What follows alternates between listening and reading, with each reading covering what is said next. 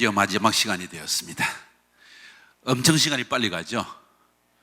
그래도 참 이게 뭐 2박 3일도 가득 찬 이틀도 아니고 저녁에 시작해서 또 낮에 마치기 때문에 부족한 시간이었지만은 11번의 강의를 여러분이 들은 겁니다.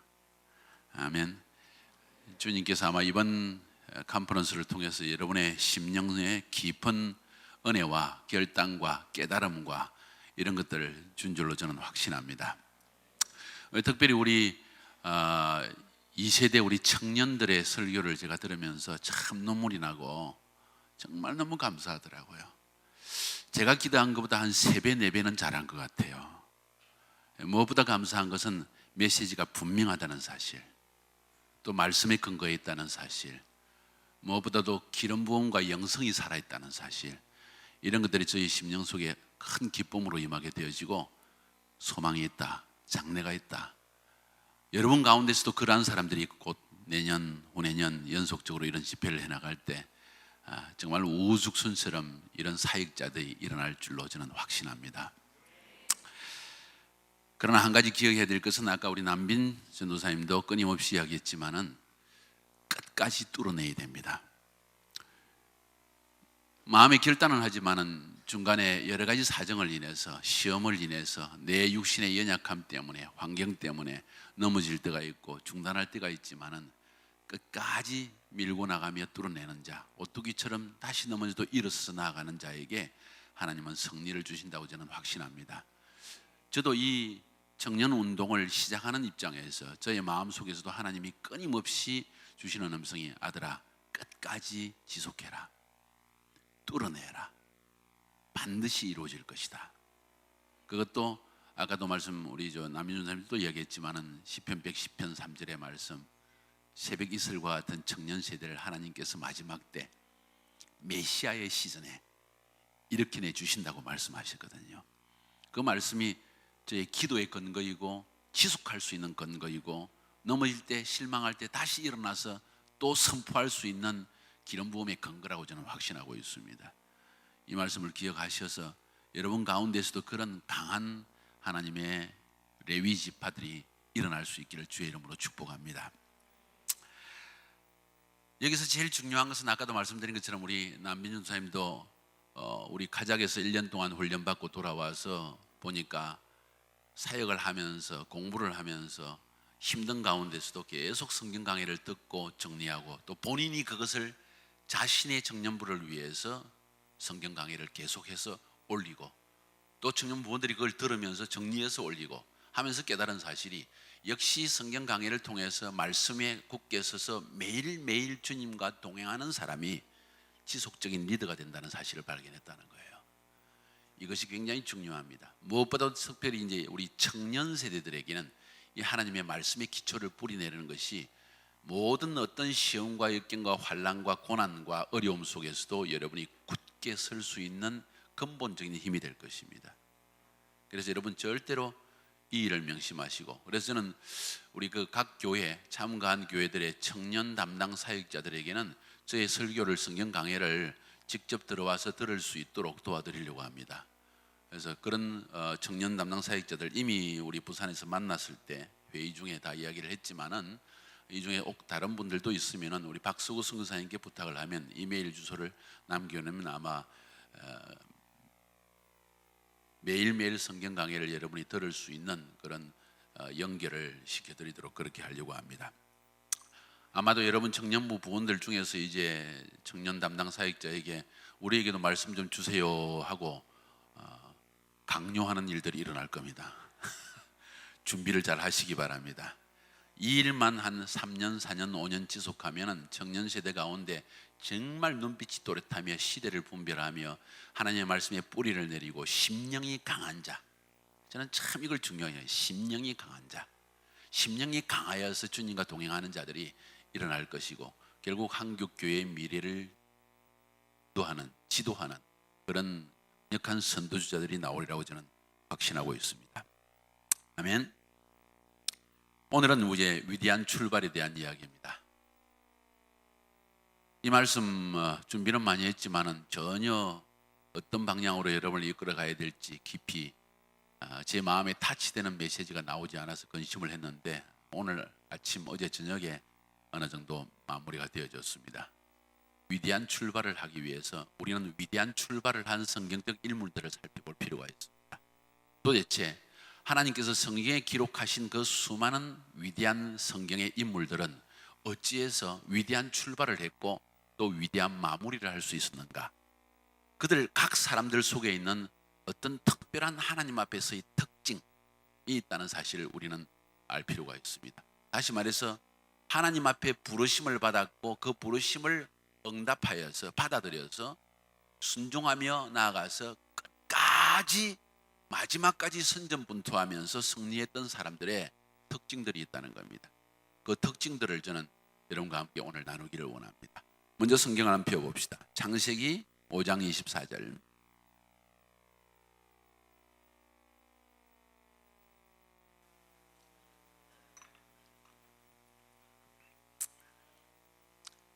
성경을 빨리빨리 이 시간에는 찾으시기 바랍니다. 창세기 25장 24절에 에녹에 대한 이야기가 나옵니다. 에녹이 하나님과 동행하더니 하나님이 그를 데려가심으로 세상에 있지 아니하였더라. 단 한마디 말씀입니다. 에녹에 대해서. 에녹 자신의 삶에 있어서 있었던 일들, 그것은 하나님과 동행했더라 하는 한마디였습니다. 그걸 그 다음에 히브리서 11장 5절로 넘어가 보면 역시 에녹에 대한 말이 나옵니다. 히브리서 11장 5절 제가 읽어드립니다. 믿음으로 에녹은 죽음을 보지 않고 옮겨졌으니 하나님이 그를 옮기심으로 다시 보이지 아니하였느니라. 그는 옮겨지기 전에 하나님을 기쁘시게 하는 자라 하는 증거를 받았느니라. 에녹에 대해서 하나님께서 말씀하시는, 어찌 보면 에녹이 어떤 일을 했는지, 에녹을 통해서 어떤 그 시대의 위대한 변화가 일어났는지 그런 일에 대해서는 전혀 기록함이 없습니다. 그건 다른 말로 표현하면 하나님은 그 일에 큰 관심을 가지지 않는다는 이야기입니다. 하나님이 에녹에 대해서 증거하시기를 하나님을 기쁘시게 하는 자라는 증거를 얻었다고 했습니다. 무엇이 하나님을 기쁘시게 할까요? 많은 11조를 내는 것, 주일 성수 잘하는 것, 사역을 열심히 하는 것, 수많은 사람을 전도하는 것, 다 주님이 기뻐하시지만은 그 중에서도 주님이 가장 기뻐하는 일 한 가지가 있다는 것을 우리에게 말해주고 있는 것입니다. 에녹이 하나님 앞에 성공적인 삶을 살았다면, 하나님께서 에녹이라는 사람을 그렇게 인정하셨다면 그 원인이 단 한 가지가 있는데 그것은 하나님과 동행하였다는 사실입니다. 하나님과 동행하였다는 말의 의미가 무엇일까? 그건 하나님 안에 거하는 삶, 하나님과 교제하는 삶을 살았다는 것입니다. 동행했다는 것은 동행자의 방향과 동행자의 심령과 동행자의 관계 안에서 아름다움이 있었다는 거예요. 분열이 없었다는 것입니다. 주님과 동행하기 위해서, 부부가 끝까지 동행하기 위해서 가장 중요한 것은 마음이 하나 되는 것입니다. 아까 우리 남빈준 도사님도 부부싸움 벌써 시작했다 그러대. 축하합니다.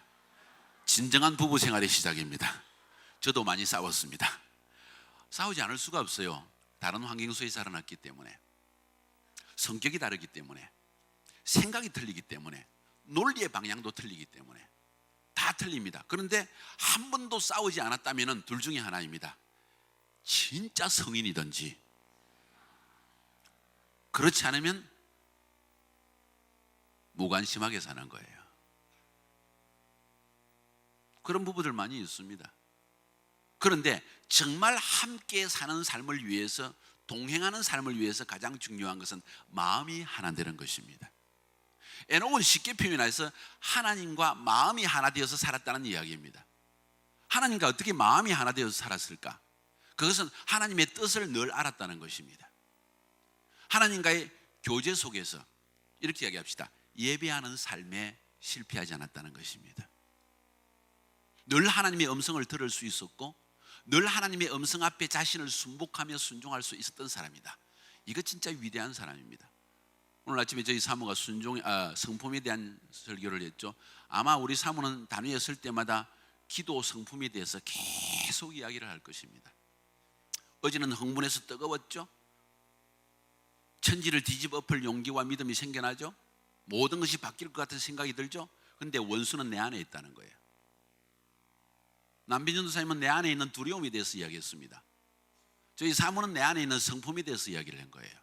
그 성품이 나를 매일 넘어지게 하는 용이 된다는 것입니다. 자, 이 성품을 다스릴 수 있는 길, 이 두려움을 극복할 수 있는 길이 어디 있을까요? 그것은 하나님과의 동행에서 온다는 것입니다. 예배하는 삶에서 온다는 것입니다. 그래서 어제 저녁에 기도할 때 세 가지를 하나로 묶어서 기도했습니다. 나는 매일 예배하리라. 나는 매일 말씀을 상고하리라. 나는 매일 1시간 기도하리라. 우리 청년 세대가 정말 이 험한 바알과 아세라에게 경배하지 아니하고 무릎 꿇지 아니하고 여호와 하나님을 섬기는 그런 레위 지파의 세대로 서기 위해서 가장 중요한 것은 내 삶에 매일매일 말씀을 상고하며 매일 1시간 기도하면서 예배하는 삶을 지속하는 일에 성공한다면, 그것도 하나님과 동행할 수 있는, 주님의 음성을 들을 수 있고 주님과 동행할 수 있는, 교통할 수 있는 그런 관계 안에서의 예배가 매일 이루어진다면, 여러분은 진정 주님 앞에 헌신된 이 세대의 새벽 이슬 같은 레위 지파로 설 수 있을 것입니다. 오늘 본문은 그것을 말해주고 있는 거예요. 에녹이 하나님과 동행함으로 그를 데려가셨더라. 성천한 사람 꼭 세 사람이었습니다. 지상에 살다가 성천한 사람, 에녹과 엘리야와 예수님이었습니다. 이제 여러분 차례예요. 성경에 기록되지 않았지만 여러분 차례라는 거예요. 기록되지 않았지만 동행할 수 있다면 생애 최대의 과제를 오늘 여러분에게 드립니다. 주님과 동행하십시오. 위대한 출발은 할 수 있습니다. 그러나 위대한 출발자는 끊임없는 이 출발선을 유지해 나갑니다.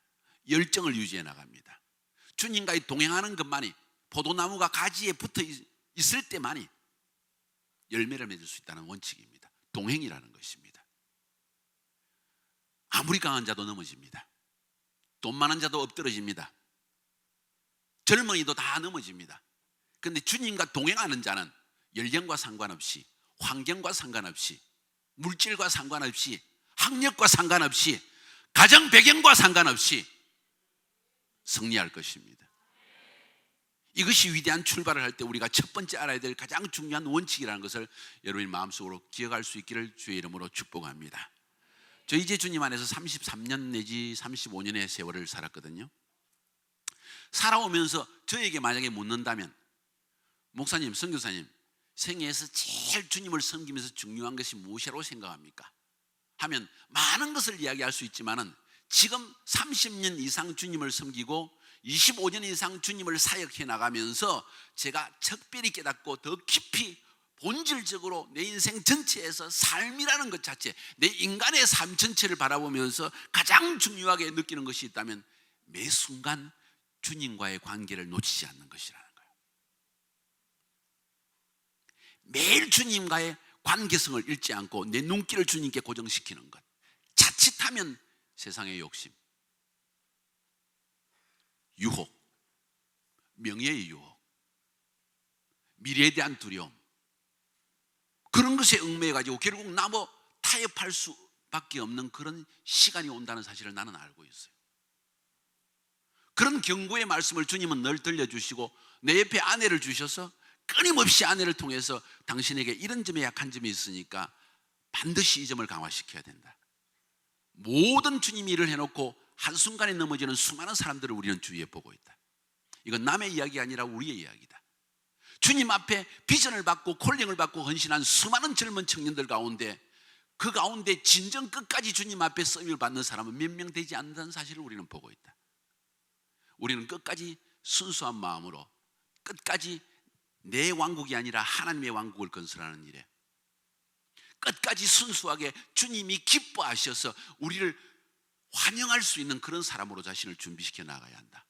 그걸 위해서 가장 중요한 것이 하나님과 동행하는 삶이라는 것입니다. 우리가 위대한 청년 운동을 시작하는 이 시점에서 여러분이 가장 중시해야 될 것이 바로 그 부분이라는 것입니다. 매일 말씀을 상고하며 매일 기도하며 예배함을 통하여서 주님과의 교제의 건, 주님의 음성을 듣는 일에 실패하는 자가 되어서는 안 된다는 거예요. 만약 매일 예배함을 삶을 통해서 여러분이 살아가기만 한다면 여러분이 길을 가든지 누구와 대화하든지 어떤 바쁜 상황 가운데 있든지 주님의 인도하심이 여러분 심령 가운데 늘 느껴질 것입니다. 그런데 많은 사역을 하는데 얼굴빛에 분명히 혼돈이 있는 사람들을 볼 수 있습니다. 확신이 없는 것을 볼 수 있습니다. 염려가 가득 차 있는 것을 볼 수 있는 사람이 있습니다. 이런 사람들은 언젠가는 넘어질 사람이라는 것을 인식하세요. 내 마음속에 확신이 끝까지 잡힐 수 있는 가장 중요한 원칙은 내 안에 말씀의 뿌리, 예배의 뿌리를 내리는 것입니다. 오늘 이 위대한 출발을 하는 시점에서 넘버 원, 첫 번째로 해야 될 중요한 것이 나는 내 일평생 매일 예배하는 삶을 살아가리라. 우리 옆에 사람에게 합시다. 매일 예배하는 삶을 살아갑시다. 아멘입니까? 이렇게 매일 예배하는 삶을 살아가는 자에게 하나님이 주시는 축복이 뭔지 아세요? 유다서의 1장 12절에 보면 이 에녹에 대해서 이런 이야기를 합니다. 아담의 칠대손 에녹이 이 사람들에 대하여서도 예언하여 이르되 보라 주께서 그 수만의 거룩한 자와 함께 임하셨나니. 주께서 그 수많은 거룩한 자와 함께 임하셨나니. 무슨 이야기입니까? 천사로 에녹과 동행하셨더라는 이야기입니다. 우리가 매일 주님과 동행할 때 하나님이 천군 천사로 우리를 보호하시며 감싸시며 천사의 활동을 통하여서 우리에게 하나님의 신령한 길을 보여주시고 감동을 주시며 이끌어 주신다는 사실을 우리에게 보여주는 단적인 구절인 것입니다. 난 여러분의 인생 전체, 여러분의 주위 환경, 캄캄한 환경 속에서, 유혹 속에서 미래에 대한 두려움 때문에 넘어지는 자들이 아니라 매일 예배함을 통하여서 하나님의 천군 천사가 여러분을 확 덮어버려서 온 세상이 캄캄하고 도덕적으로 타락하고 세속적인 두려움 속에, 쾌락 속에 빠져들 때에도 천군 천사가 여러분을 빛으로 덮어내는, 그래서 그 어둠을 뚫고 빛의 삶을 살아가는 그런 위대한 청년 세대가 될 수 있기를 주님의 이름으로 축복합니다. 두 번째 예는 노아입니다. 위대한 출발을 한 사람의 두 번째 특징, 창세기 6장 9절에 이것이 노아의 족본이라. 노아는 의인이요 당대의 완전한 자라. 그는 하나님과 동행하였으며. 역시 똑같은 동행에 대한 이야기가 나옵니다. 거의 대부분의 하나님의 사람들, 위대한 출발을 한 하나님의 위인들의 이야기에는 동일한 이야기가 동행에 대한 이야기입니다. 그 다음 누가복음 17장 26절 27절에 노아에 대한 이야기를 하면서 이렇게 이야기합니다. 노아의 때에 된 것과 같이 인자의 때에도 그러하리라. 노아가 방주에 들어가던 날까지 사람들이 먹고 마시고 장가들고 시집가더니 홍수가 나서 그들을 다 멸망시켰으며. 노아가 그 시대에 하나님의 위대한 사람으로서 위대한 출발을 할 수 있었고 위대한 마지막을 마칠 수 있었던 근본 이유 중에 한 가지는 심판의 임박성에 대한 인식이었습니다. 자, 심판의 임박성에 대한 인식. 사도 바울이 하나님의 사도 바울로서 헌신된 삶을 살 수 있었던 근본 원인이 뭔지 아세요? 주님의 재림의 임박성을 느끼며 살았던 하나님의 사도였다는 것입니다.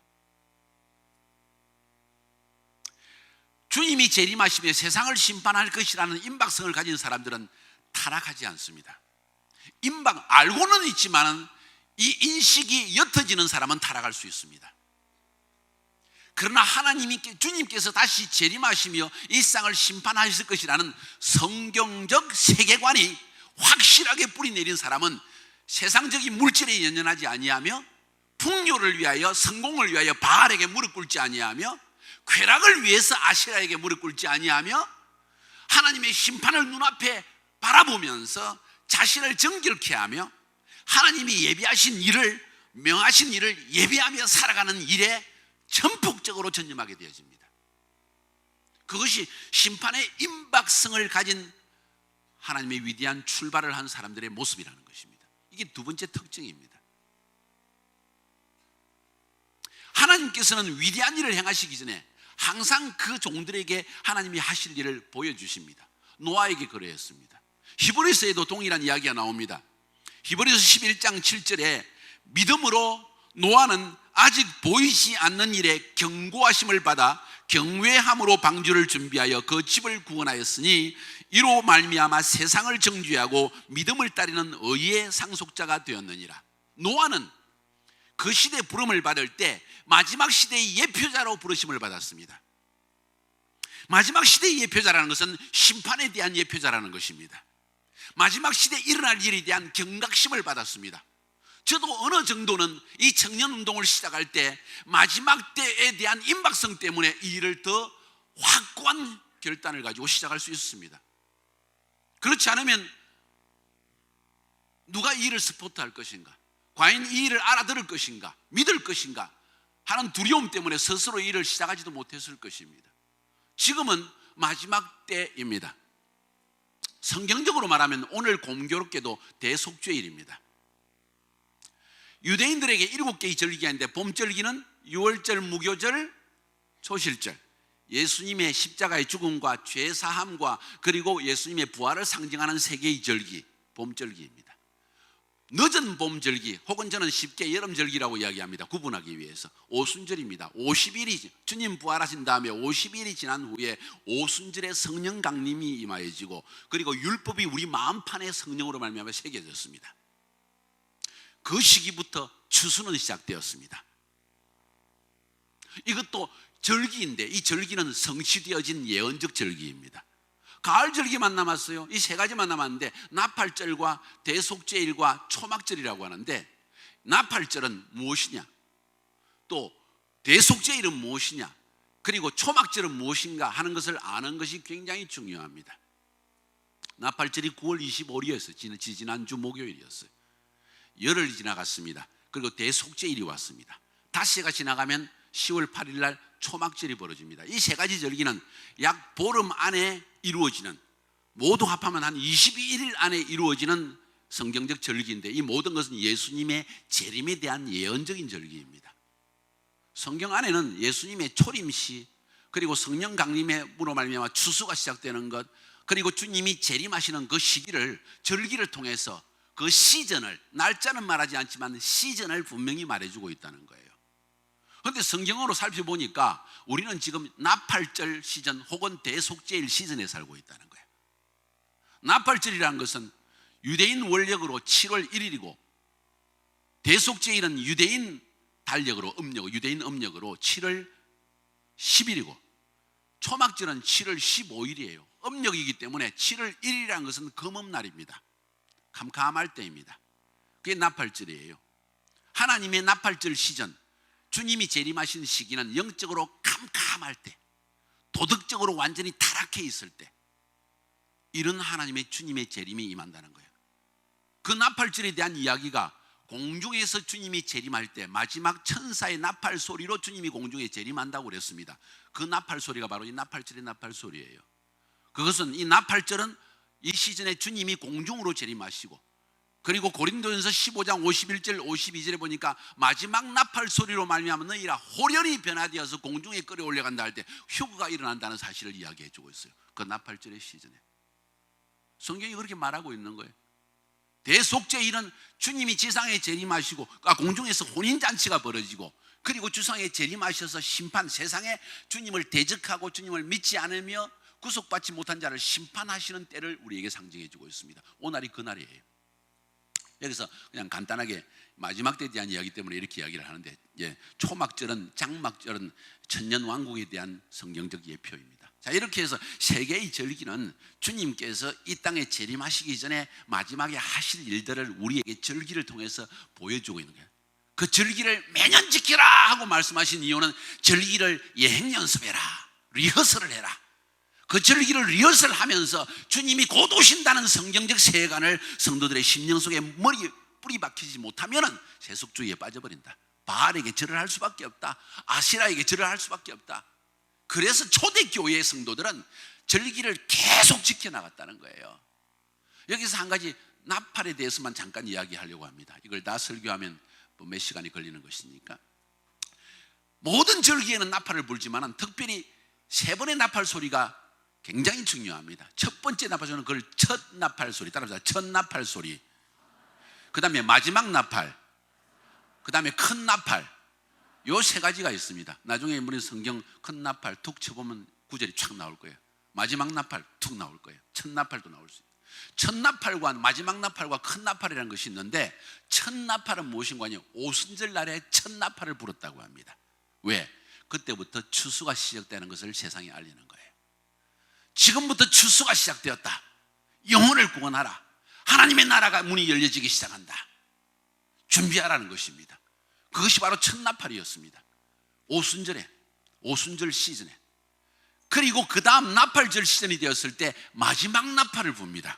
신기하게도 고린도전서 15장 51절 52절의 나팔, 마지막 나팔 소리가 이야기가 있고, 또 데살로니가전서 4장 16절 18절에 거기에도 천사장의 나팔 소리와 함께 주님이 공중에 재림하시고 성도들이 휴거한다는 이야기가 나옵니다. 나팔절에 일어날 일을 우리에게 보여주고 있는 거예요. 그게 마지막 나팔. 왜 마지막 나팔일까? 그 뒤에도 대속죄일에 또 큰 나팔을 부는데 왜 마지막 나팔인가? 유대인들은 전통적으로 이 마지막 나팔절에 마지막 나팔을 부는데, 이 나팔을 분과 동시에 성전의 문을 활짝 열어놓고 열흘 동안 활짝 열어놓습니다. 상징입니다. 하나님 나라의 문이 열려졌다는 것입니다. 이제 곧 메시아가 재림하신다는 겁니다. 그리고 성경 두루마기책을 일주일 동안 펴놓습니다. 뭘 상징합니까? 생명책의 책이 열려졌다, 마지막 기회이다 하는 의미에서 마지막 나팔을 분다는 거예요. 나팔절의 시즌이 왔다는 것은 어둠의 시기, 도덕적으로 타락하고 영적으로 타락한 마지막 때 주님 재림 전에 일어날 일들을 상징적으로 예언적으로 보여주는데, 그 시즌은, 그 시즌이 나팔이 울려 퍼지기 시작하면 이제는 생명책은 열려져서 마지막으로 기록을 하고 있다는 거예요. 성전문이 열려졌다는 것은 하늘나라의 문이 열려져서 이제 마지막 구원의 길이 열려지고 하나님의 심판자가 내려올 것이라는 것을 우리에게 상징하려고 있는 거예요. 그 열흘이 지나고 난 다음에 대속죄일, 히브리 말로 욤키푸르라고 하는데, 대속죄일 가장 마지막 온종일 성회를 여는데 마지막 순간에 네일라라는 예언적 행위를 합니다. 그것은 성전문을 닫는 예언적 행위입니다. 성경 두루마기로 덮어버리는 예언적 행위를 합니다. 무슨 예언적 행위일까? 그게 이제는 천국문이 닫혀졌다, 기회는 사라졌다, 더 이상 기회가 없다는 것입니다. 생명책은 닫혀졌다, 더 이상 구원받을 길이 없다는 것입니다. 하나님의 심판은 시작되었고 구원받은 자는 이미 천국문으로 다 끌려 올라가 버린다. 그리고 이를 갈며 슬피움이 있을 것이다는 마태복음의 말씀이 그대로 성취되어진다는 것입니다. 지금은 나팔절의 시즌이에요. 나팔절과 대속죄일의 이 중간 속에 있는 시즌이라고 저는 생각합니다. 많은 사람들이 나팔 소리를 듣고 있다고 그래요. 그것을 얼마나 신빙성 있게 봐야 될지가 그건 잘 모릅니다. 그러나 제 마음속에도 심정으로 느끼는 것은 우리는 지금 나팔절의 시즌에 살고 있다. 따라합시다. 나팔절의 시즌에 살고 있다. 이것은 다시 말해서 심판의 임박성을 느끼고 있다는 것입니다. 마지막 심판의 임박을 느끼고 있는 사람이 무슨 딴 일을 할 수 있을까? 오직 나 자신을 준비하는 일 외에 다른 일을 할 수 없다는 것입니다. 그래서 더욱더 우리는 주님과 동행하는 일에 힘쓰지 아니하면 나도 모르게 세속의 어두움에 빠져들 수 있다는 것입니다. 노아가 위대한 출발을 할 수 있었고 위대한 마지막을 마칠 수 있었던 가장 근본 이유는 하나님과 매일매일 동행하는 삶 속에서 하나님께서 마지막 심판의 위기에 대한 인식을 그에게 심어주셨고 그 일을 위한 준비를 그에게 맡기셨기 때문에 심판의 인식, 마지막에 대한 인식, 종말에 대한 인식이 그의 모든 삶의 방향을 바꾸어 버렸다는 것입니다. 난 우리 청년 세대가, 지금 우리가 살고 있는 이 세대가 마지막 때라는 인식을 기도 중에 깨달을 수 있기를 바랍니다. 말씀을 상고하는 중에 깨달을 수 있기를 바랍니다. 이것이 바로 성경적인 세계관입니다. 세속적 세계관은 할 수 있는 대로 속여서라도 출세하라, 성공하라, 높아지라는 것입니다. 그러나 성경적인 세계관은 아니다, 세상은 종말이 있으며 하나님의 심판이 있으니 자신을 정결케 하여 준비하라는 것입니다.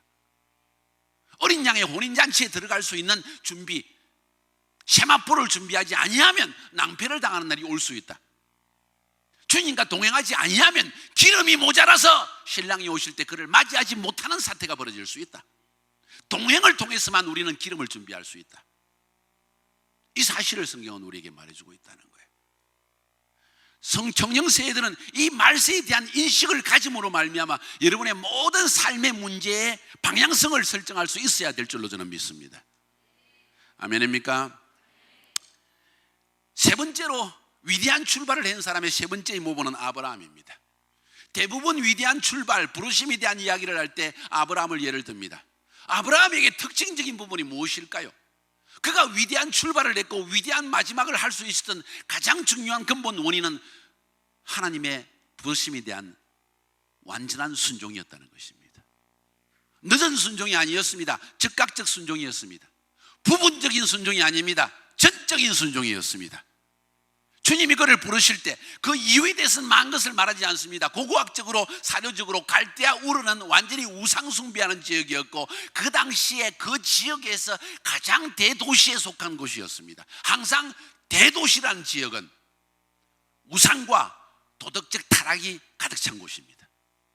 그래서 하나님이 큰 일을 행하실 때, 새 시대의 새 일을 여실 때 이상하게도 대도시의 위대한 사람을 선택하기보다 시골 지역의 순수한 사람을 뽑아서 사용하는 경향이 있습니다. 이해가 되십니까? 왜? 물들지 않은 사람을 주님은 찾으시니까. 새벽 이슬 같은 사람을 찾으신다는 거예요. 배우지 않아도 상관없습니다. 어쩌면 똑똑하지 않아도 상관없습니다. 그러나 그 심령 속에 하나님을 만났을 때의 순수한 심령이 있느냐 하는 것을 주님이 굉장히 귀하게 여기시더라는 거예요. 오늘 아브라함의 경우에는 사실은 대도시에 사는 사람이었습니다. 청년도 아니었습니다. 나이가 든 사람이었습니다. 그런데 그의 위대한 점은 나이에도 불구하고 세속사회 가운데 살고 있음에도 불구하고 하나님의 부르심이 있었을 때 순종할 수 있었다는 사실이에요. 이것은 우리에게 큰 위로를 줍니다. 여러분이 어떤 어둠 속에 살고 있었을지라도, 어떤 환경 속에서 절망 속에 있었을지라도, 가정 환경이 완전히 파괴된 가운데 살고 있었을지라도 아브라함처럼 만약에 주님의 부르심을 듣고 순종할 수 있다면 여러분은 위대한 출발을 할 수 있습니다. 그리고 위대한 승리를 끄집어낼 수 있습니다. 창세기 12장에서 출발을 한 다음에 7장으로 딱 넘어가 보면 재미있는 구절이 나옵니다. 아브라함도 동행했다는 사실을 알 수 있어요. 가나안 땅에 들어가자마자 첫 번째 그가 한 일은 제단을 쌓았더라. 여호와의 이름을 불렀더라. 그는 장소를 옮길 때마다 새로운 곳에서 제일 먼저 한 일이 예배의 제단을 쌓는 일부터 시작했다는 사실이에요. 하나님과의 동행의 끈을 놓치기 원치 않았다는 것입니다. 우리는 새 직장을 얻고 대학을 들어가고 삶이 바빠지면 먼저 끊어내는 것이 하나님과의 관계라는 거예요. 여기서 실패가 찾아오지만 아브라함의 성공의 원인, 위대한 출발과 함께 유일한 마지막을 장식할 수 있었던 아브라함의 비결은 무엇인가? 승리의 비결은 무엇인가? 그것은 바로 그가 가는 곳곳마다 상황이 바뀔 때마다 어떤 상황 속에서도 하나님의 이름, 여호와의 이름을 부르고 제단을 쌓았더라는 이야기입니다. 주님과 동행할 수 있었다는 것입니다. 여기서 아브라함은 다른 사람과 구별되는 위대한 점이 무엇인가 하니, 다른 사람 노아의 시대도 마찬가지고 물론 에녹의 시대도 마찬가지였겠지만 아브라함에 대해서 성경이 강조하는 것은 그가 상당한 우상 지역에 살고 있었음에도 불구하고 위대한 순종을 했다는 것입니다. 위대한 순종이 위대한 출발을 낳았다는 것입니다. 에녹은 위대한 동행이 위대한 출발을 낳았습니다. 노아는 위대한 깨달음이 위대한 출발을 낳았습니다. 아브라함은 위대한 순종이 위대한 출발을 낳았다는 거예요. 난 우리 청년 세대에 머뭇머뭇거리는 어리석음을 버리고 주님 앞에 한 번 생명을 걸어 도박을 걸듯이 주님 앞에 내 생을 던져버리는 이런 헌신의 결단을 가질 수 있기를 주의 이름으로 축복합니다. 사실 믿음이란 것은 도박이에요. 보이지 않기 때문에. 나에게 도쿠멘트를 주는 것이 없잖아요. 너 이렇게 하면 내가 반드시 이거 주마 하고 도장을 꽝 주고 준 게 없다는 거예요. 내 마음에 의심이 일어나면 그것은 다 사라지는 것이라는 거예요. 그렇기 때문에 믿음은 도박이라는 것입니다. 그리스도를 믿는 것, 내 생애를 던지는 도박이 없이는 결코 주님의 위대한 기적을 맛본다는 것은 어려운 일이다. 아브라함이 위대한 출발을 할 수 있었고 마지막까지 위대한 믿음의 조상으로 설 수 있었던 근본 원인은 위대한 순종을 했기 때문입니다. 그는 한 번의 순종이 아니라 지속적인 순종을 했습니다. 지속적인 순종의 근본 원인은 지속적 동행에 있었다는 거예요. 가는 곳곳마다 제단을 쌓았더라는 것입니다. 나는 우리 청년 세대가 그런 아브라함과 같은 세대가 될 수 있기를 주님의 이름으로 축복합니다. 축복합니다. 그래서 히브리서 11장 8절에서도 히브리 기자가 말하기를 믿음으로 아브라함은 부르심을 받았을 때 순종하여 장래의 유업으로 받을 땅에 나아갈새 갈 바를 알지 못하고 나아갔으며 도박했다는 이야기입니다. 주님의 음성을 들었을 때 그 주님을 인식하고 그것이 주님이라는 인식을 가졌을 때 바로 그 말씀에 순종했다는 것입니다. 그 인식이 사라지는 때가 오기 때문에 그는 즉각적으로 순종한 것입니다. 늦어지기 전에, 내 안에 확신이 사라지기 전에. 우리 믿음의 원칙에서 가장 중요한 것이 뭔지 아세요? 하나님이 내게 감동을 주실 때 즉각적으로 옮기지 않으면, 잠을 자고 일어나면 감동은 사라집니다. 확신도 사라집니다. 내 안에 주님께 주시는 감동과 느낌은 내가 기도하며 금식하며 끄집어내고 지켜내야 됩니다. 끝까지 지켜내야 됩니다. 그것이 영적 전쟁의 비결이라는 거예요. 영적 승리의 비결이라는 것입니다. 아브라함은 이 영적 비결을 아는 사람이라는 것입니다. 그는 즉각적 순종의 사람이었습니다. 우리 청년 세대 가운데 위대한 출발을 위하여 위대한 순종을 결단하는 그런 여러분들이 일어날 수 있기를 주의 이름으로 축복합니다.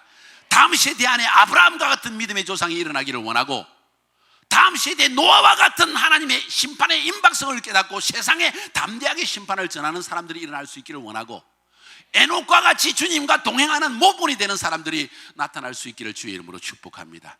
이 일의 중심은 역시 하나님과 동행하는 삶이라는 것입니다. 세 번째, 네 번째 위대한 출발을 했던 사람 중에 한 가지는 모세입니다. 모세에 대해서 히브리서 11장 24절부터 26절까지 말하기를 믿음으로 모세는 장성하여 바로의 공주의 아들이라 칭함받기를 거절하고 도리어 하나님의 백성과 함께 고난받기를 잠시 죄악의 악을 누리는 것보다 더 좋아하고 그리스도를 위하여 받는 수모를 애굽의 모든 보화보다 더 큰 재물로 여겼으니 이는 상 주심을 바라봄이라. 여기서 중요한 것은 거절입니다. 모세는 위대한 거절을 했습니다. 위대한 거절 때문에 위대한 출발을 할 수 있었고 위대한 하나님의 사역의 기적을 맛볼 수 있었다는 거예요. 모세와 같은 기적을 체험하기 원합니까? 여러분의 삶에 홍해가 갈라지는 기적을 맛보기 원합니까? 여러분의 삶 가운데 반석에서 물이 터져 나오는 생수를 맛보는 기쁨을 누리기를 원합니까? 광야 40년 동안 만나의 기적을 체험하며 살기를 원합니까? 그렇다면 여러분이 해야 되는 애굽에서 나와야 되는 것입니다. 바울과 아세라에게 섬기던 그 세속적 문화에서 나오지 아니하고는 여러분 결코 주님을 기쁘시게 할 수 없는 것입니다. 모든 젊은 청년들이 따라가는 인터넷 문화 속에 내 자신이 중독되어 빠져있는 거기서 나오지 아니하면 결코 승리는 없습니다. 모든 청년들이 혼전 섹스를 하고 온갖 가지 도덕적 타락 속에 빠지는 이때 거기에서 나오는 그것을 거절하는 결단이 없이는 절대로 주님과 동행할 수 없으며 기적을 맛볼 수 없다는 거예요. 분리되어져야 합니다. 거절해야 됩니다. 거절의 영이 여러분 심령 가운데 있어야 합니다. 세상을 거절하는 영이, 세속을 거절하는 영이 우리 가운데 자리 잡혀야만 합니다.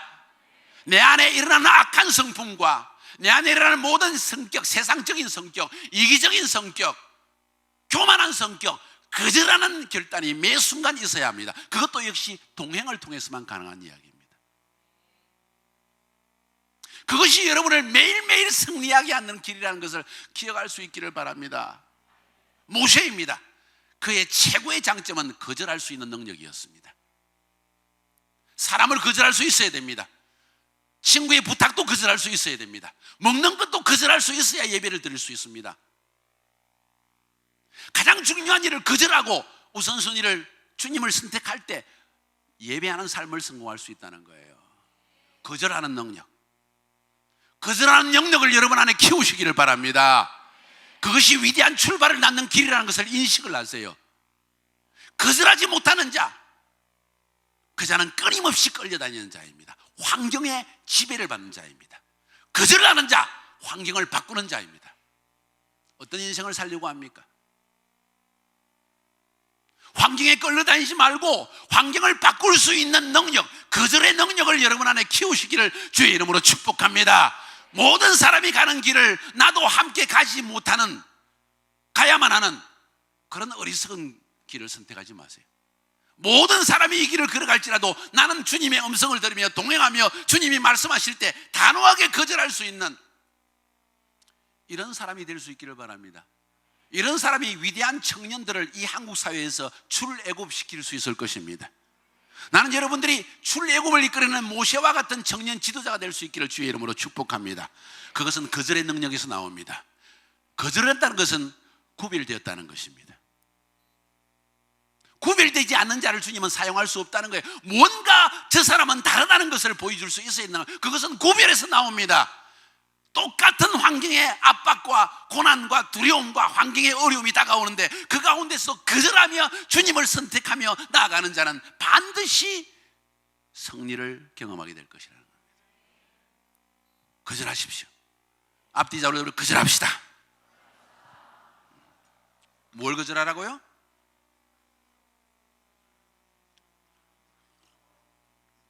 바알과 아세라에게 무릎 꿇기를 거절하는 남은 자 7천을 하나님이 남겨놓았다고 말씀하셨습니다. 그 다음으로 성경에서 말하고 있는 위대한 출발을 행한 자 누구인지 아십니까? 너무나 잘 알고 있는 다윗입니다. 할렐루야. 다윗의 위대한 출발, 위대한 마지막, 위대한 승리, 지속적인 승리의 비결이 어디인지 아세요? 어디에 있습니까? 어디에 있습니까? 주님과 동행하자는 그 능력 안에 있습니다. 그에게 나타난 특징적인 동행의 모습은 시각적으로 나타납니다. 하나님의 장막을 세워놓고 24시간 자신을 위하여 사실은 법궤를 옮겨다 놓고 4,000명의 오케스트라단과 288명의 노래 부르는 자를 세워놓고 24시간 돌아가면서 찬양하게 하고, 그는 시간이 날 때마다 가장 바빴던 다윗 왕, 가장 많은 전쟁을 치렀던 다윗 왕, 그가 가장 많이 찾았던 장소는 회의 장소가 아니었습니다. 그가 가장 많이 한 일은 장수들을 불러 모아서 전쟁의 전략을 논한 것이 아니었습니다. 그 당시에 세상에서 가장 바쁜 자가 있었다고 한다면 그것은 바로 다윗이었을 것입니다. 가장 바빴던 다윗이 가장 즐기했으며 가장 우선순위를 냈고 했던 일이 무엇이냐? 24시간 장막 안에 머무르기를 원했다는 것입니다. 그것을 시편 27편 4절에서 이렇게 성경은 표현하고 있습니다. 다윗의 기도입니다. 내가 여호와께 바라는 한 가지 일, 곧 그것을 구하노니 곧 내가 내 평생에 여호와의 집에 살면서 여호와의 아름다움을 바라보며 그의 성전에서 사모하는 그것이라. 아까는 동행이라는 표현을 썼지만 다윗에게서 위대한 출발을 하게 만드는 가장 근본 논의는 주를 사랑하는 열정적인 사랑의 마음, 이것이 다윗을 다윗되게 만들었고, 그 열정을 관리했던 다윗, 어떻게 관리했느냐? 장막 안에 거하며 동행했던 거기에서 열정을 관리했다는 것이에요. 일보다도 먼저 되는 관계, 아무리 바쁜 사회 속에서도 수많은 할 일 가운데서도 그것을 제껴놓고 먼저 주님과 동행하기를 결단했던 다윗, 주님과 동행으로 결단한 근본 원인은 그냥 동행하기 위해서가 아니라 주님을 사모했기 때문에, 그분의 음성을 사모했기 때문에, 그분 안에 거하는 평안함을 맛보았기 때문에, 그분 안에서 누리는 기쁨을 알고 있기 때문에, 그분 안에 있는 아름다움을 보았기 때문에. 이 표현이 재미있잖아요. 주님의 아름다움, 위대하시다는 이해가 가는데 아름다움? 아름답다는 거예요. 다윗은 이 세상에 가장 아름다운 분 하나님이라는 거예요. 다윗은 말하기를. 이것을 체험할 수 있기를 바랍니다. 이것이 다윗을 다윗되게 만들었고, 이것이 골리앗을 물리칠 수 있는 능력이 거기서 나왔다는 거예요. 힘을 키운 것이 아닙니다. 아령을 들고 매일 피트니스 클럽을 다니면서 그게 아니라는 거예요. 몸매를 관리해서도 아니라는 거야. 주님을 사모하는 그 아름다움, 그것을 우선순위로 삼았다는 거예요. 그것을 마음으로만 사랑한 것이 아니라, 마음으로만 사랑한 것이 아니라 자신을 묻기 위해서, 아름다움을 관리하기 위해서, 주님에 대한 사랑의 마음을 관리하기 위해서 그가 한 일은 장막을 딱 설치해놓고 법궤를 옮겨놓고 자기가 매일 거기에 찾아갔다는 거예요. 새벽기도 빠지지 마세요. 매일 말씀 상고하는 거 놓치지 마세요. 어제도 제가 말씀드렸죠. 제가 왜 매일 성경 한 장씩 강해가지고 음성으로 녹음해서 박스에 올려서 다 듣게 하느냐. 내 자신을 주님과 동행하는 일에 묶어두기 위해서입니다. 나도 사람이니까 피곤해서 못할 수가 있거든요. 근데 매일 이것이 몇 년이 쌓이니까 기름 부음이 임하더라고. 매일 삶 속에 주님의 인도하심과 감동이 늘 살아있어요. 너무나 바쁜 세상 속에 살고 있기 때문에 이것은 굉장히 중요한 원칙입니다. 거룩하고 헌신된 레위 지파, 청년 지파를 일으키기 위해서 가장 중요한 일은 매일 동행하는 것을, 라이프 스타일을 뿌리내리는 것입니다. 그것에 실패하면 아무리 위대한 눈물을 흘리고 콧물을 흘리고 결단해도 소용없는 일이에요. 내일 달라집니다. 이것이 인간이에요. 여러분만이 아니라 목회자도, 아무리 위대한 사람도 매일 동행에 실패하는 사람은 인생에 실패한 사람입니다. 다윗이 위대한 출발을 했던 다윗의 가장 위대함은 주님을 사랑하는 열정을 매일 예배를 통해서 관리했다는 것입니다. 난 여러분이 그런 사람이 될 수 있기를 바랍니다. 여러분, 제가 뭘 굉장한 소망을 얻는지 아세요? 우리 청년 세대라는 것은 하나님의 말씀을 가르치고 바른 것을 가르치면 열매가 어른들보다도 10배 이상이 나타난다는 사실이에요. 아멘 소리 봐라요. 10배 이상. 지금까지 가르치지 않았을 문제였다는 거예요. 바로 가르치면, 알면 순종하는 것이 청년 세대라는 거예요. 가르치는 만큼 열매를 거두는 것이 청년 세대들라는 거예요. 우리의 죄악, 우리 세대의 죄악, 우리 목사님들의 죄악은 가르치지 않았다는 사실이에요. 우리는 위대한 청년 세대를 일으킬 것입니다. 아니, 하나님이 일으키실 것입니다. 그분이 원하셔서 이 일을 시작하셨으니까, 또 그분이 약속하셨으니까, 마지막 때 메시아의 시즌에 새벽이 있을 것 같은 청년들을 하나님이 일으키신다고 약속하셨기 때문에, 그 새벽이 있을 것 같은 청년들만이 악한 자를 이기는 세대이기 때문에, 아이도 아니고 어른도 아비들도 아니고, 요한 1서 2장에 보면 바로 청년들아 너희는 악한 자를 이겼으며, 마지막 세대는 악한 자를 이기는 영을 가진 자가 일어나야 되기 때문입니다. 교회를 많이, 성도를 많아도 소용없습니다. 큰 교회 건물도 소용없습니다. 청년이 살아있는 교회는 꿈틀거리며 살아나기 시작합니다. 난 여러분의 교회가 살아나기를 바랍니다. 우리 G12 교회를 통해서, G12란 말 자체도 나는 별로 좋아하지 않아요. 요즘은 제자화하는 교회, 그리스도의 제자가 일어나는 교회, 수많은 청년 제자가 일어나는 교회, 미래가 살아나는 교회, 이런 한국 교회가 되기를 저는 주의 이름으로 축복합니다. 다윗입니다.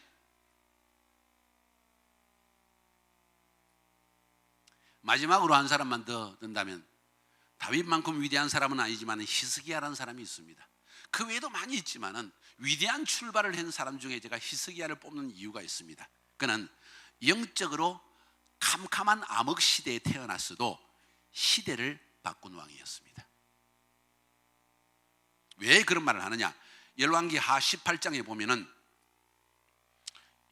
제가 한번 읽어볼게요. 1절부터 8절까지 열왕기하 18장 펴보세요.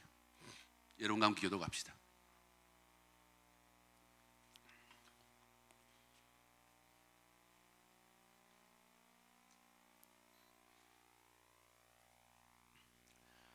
제가 1절 읽습니다. 열왕기하 18장 1절. 이스라엘의 왕 엘라의 아들 호시아 제3년에 유다 왕 아하스의 아들 히스기야가 왕이 되니,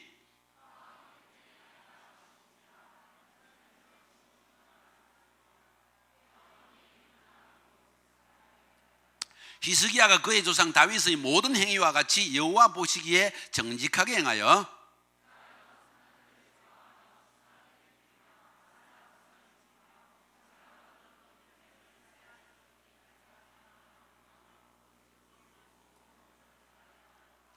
히스기야가 이스라엘 하나님 여호와를 의지하였는데 그의 전후 유다 여러 왕 중에 그러한 자가 없었으니,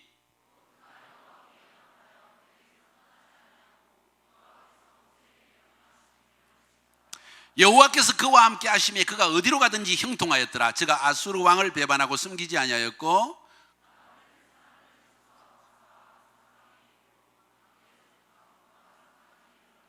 아멘. 왜 히스기야를 위대하다고 저는 이야기하느냐? 그는 가장 영적으로 어두운 시절에 태어난 왕이었습니다. 그의 아버지, 성경 오늘 보니까 뭐라고 얘기했어요? 아하스 왕은 유다 왕들 중에 가장 악한 왕 중에 한 명이었습니다. 바알, 아세라를 섬기고 산당을 세우고 여호와의 집을 완전히 폐쇄해버리고 악한 왕 중에 악한 왕이었습니다. 그런데 갑작스럽게 그에게 아들이 태어났는데 상상할 수 없는, 믿을 수 없는 아비를 닮지 않는 왕이 태어났습니다. 그가 히스기야였습니다. 난 여러분들이 그런 사람 되기를 원한다는 거야. 여러분의 부모를 닮지 않은, 이 세대를 닮지 않은, 이 세대를 변화시키는, 세상이 온컨 어둠 가운데 있는데 이 히스기야 왕은 태어나서 어느 순간 무슨 이유 때문에 성경은 기록하지 않습니다. 그는 여호와를 굳게 의지하였습니다. 바알 아세라 상을 다 철폐해버렸습니다. 성전을 부활시켰습니다. 역대상에 보니까 그는, 역대하에 보니까 유월절을 부활시켰습니다. 유월절은 신앙의 근본이었습니다. 구원의 신앙이었습니다. 율법을 다시 한번 개정해서, 개정이 아니라 율법을 백성들이 가르치기 시작했습니다. 산당을 제거했습니다. 산당은 백성들이 자기의 축복을 받기 위해 만드는 신을 섬기는 곳이었습니다. 산당을 제거했습니다. 그것도 모자라서 성경의 모세 율법에 적힌 대로 우상 숭배를 하고 있는 모세의 노뱀까지 제거해버렸습니다. 철저한 개혁을 이뤘습니다. 갑자기 태어난 왕, 영적으로 가장 암울한 시기에 태어난 왕, 그러나 여호와 한 분만을 의지했기 때문에 그는 가장 위대한 왕으로 성경에 기록되어 있다는 거예요. 다윗 이후에. 여러분이 그런 세대가 되어야 될 줄로 믿습니다. 세상 전체가 암울하기 때문에, 세상 전체가 도덕적으로 타락했기 때문에, 부모는 이혼했고 가정은 파탄에 빠지고 하나님의 축복은 사라졌고 저주는 내 삶 가운데 뿌리 내려져 있고 내 심령 속에 상처는 가득 차 있을 때 원망하지 말라는 겁니다. 히스기야의 영을 받으세요. 하나님은 여러분 한 명 한 명을 보고 있지 여러분의 가정관계 때문에 불평하는 것을 원치 않습니다. 각 사람은 하나님 앞에 홀로 설 수 있다는 것이에요. 변명하지 마세요. 변명하지 말라고요. 하나님은 여러분의 기도를 들을 수 있습니다. 여러분의 행위를 보고 있습니다. 여러분의 생각을 읽고 있습니다. 여러분이 하나님 앞에 헌신한다면 주님은 얼마든지 여러분을 여러분의 이전 세대와는 전혀 다른 인물로, 새로운 인물로 바꿀 수 있다는 사실을 기억하세요. 이것이 위대한 출발을 했던 사람들의 모습입니다. 동행입니다. 마지막 때에 대한 인식입니다. 위대한 순종입니다. 또 누구죠? 아브라함 다음에 다윗. 주님을 사랑하는 뜨거운 열정입니다. 모세, 거절함입니다. 거절할 수 있는 능력입니다. 마지막 지금 뭐였죠? 히스기야. 가장 암울한 시기에 주를 의지함으로 완전히 상황을 변화시키는 새 시대를 연 사람입니다. 위대한 출발을 위해서 다른 무엇이 필요할까요? 한 가지 남는 것이 있다면 동행하는 삶입니다. 오늘 우리 남빈 선생님 설교 탁 들으면서 이야, 저 양반 성경의 기초가 단단했었구나. 계속하세요. 그런 제자들을 만들어내세요. 하루아침에 된 것 아니라고 저는 생각합니다. 피곤하고 지치고 졸리고 혓바닥이 돋고 그럴 때에도 매일 성경을 연구하고 성경을 설교해서 제자들에게 나누어주고 이 일을 지속했기 때문에 이런 결과가 나온 것입니다. 농담 삼아 제가 이야기했잖아요. 진담입니다. 40세 이전에는 잠도 자지 마라. 아멘 사령인 사람 큰 축복 받을 겁니다. 옆에 사람에게 이야기했어요. 40세 이상인 잠도 자지 마.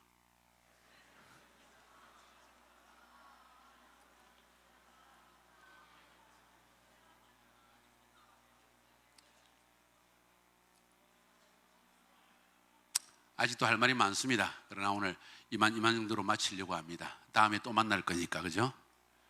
아멘. 올해는 못 만날지고 내년엔 다시 만날 것인데, 아마 우리 목사님들이 함께 의논하면서 앞으로 이 위대한 청년운동을 통해서 우리가 어떻게 만날 것인가에 대해서 이야기할 것입니다.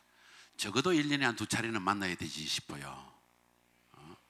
여러분을 말씀으로 양육시키고 싶습니다.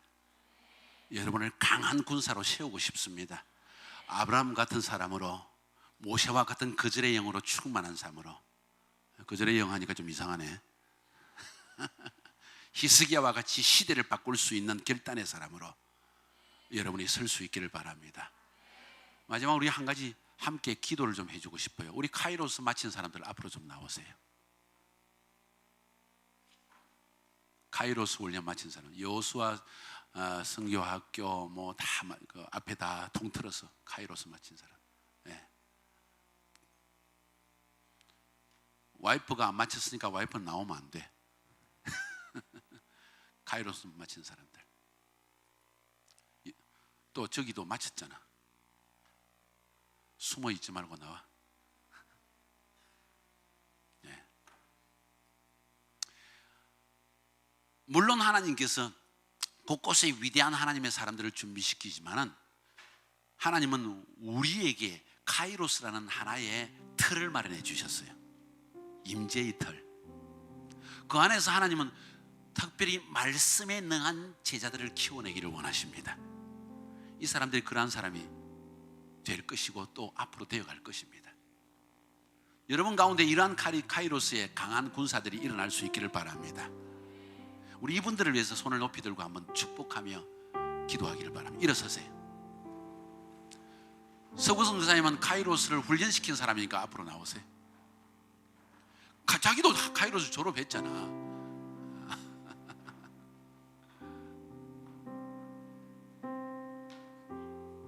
위대한 꿈을 한번 꾸어봅시다.